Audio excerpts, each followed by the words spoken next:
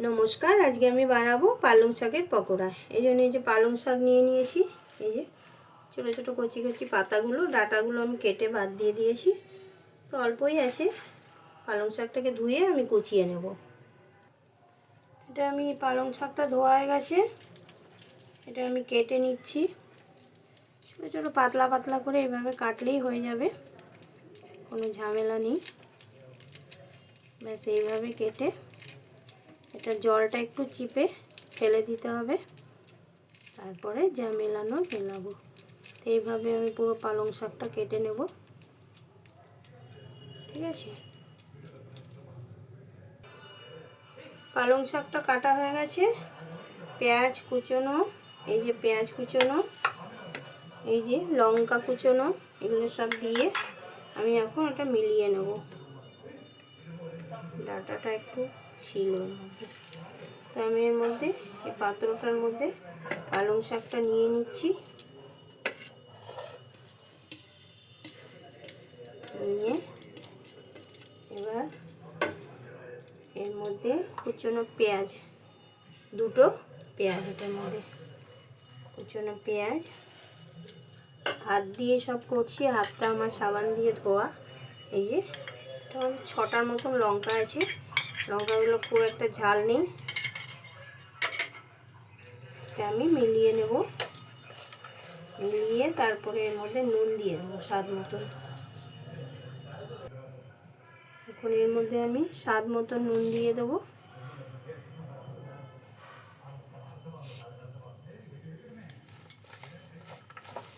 মনে হচ্ছে জল লাগবে না, পালং শাকের এটা দিয়েই হয়ে যাবে। এটা হচ্ছে বেসন, বেসনটা দিয়ে,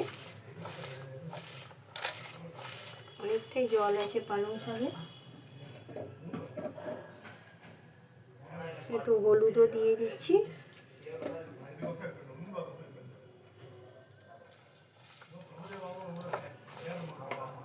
বেসনটা দিয়ে দিই, বেসনটা দিয়ে ভালো মতন, বেসনটা যতটা লাগবে সেভাবে বেসনটা ইউজ করতে হবে। বেসনটা দেওয়াতে কি সুন্দর নরম হয়ে আছে শাকটা, ওই যে জল, এটা পকোড়া বানাতে খুব ভালো হবে, শেপটা ভালো আসবে।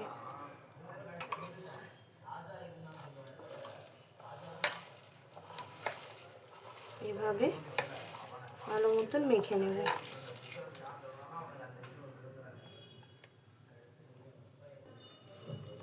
দেখুন মাখিয়েছি কতটুকুন হয়ে গেছে। এর মধ্যে এখন আমি চালের গুঁড়ো একটু দিয়ে দেবো, তাহলে মচমচে হবে, খেতে ভালো লাগবে।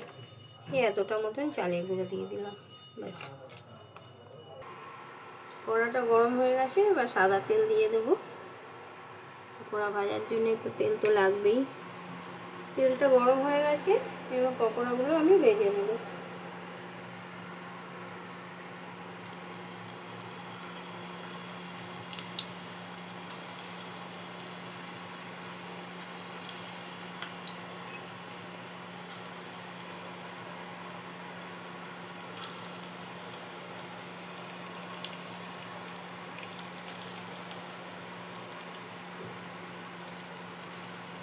এভাবে পকোড়াগুলো ভেজে আমি দেখাচ্ছি।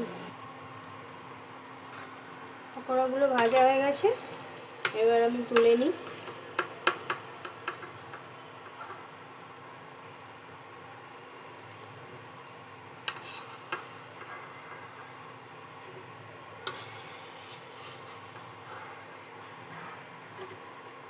এই যে বাদবাকিগুলো ভেজে নিচ্ছি।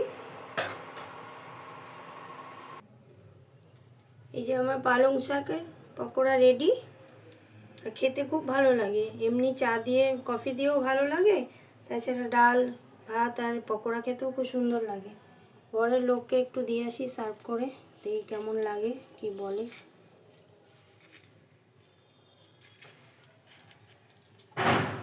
টমেটো কেচাপ দিয়ে এটা একটু দিয়ে আসি। যদি ভিডিওটা ভালো লাগে তো একটা লাইক করে দেবেন।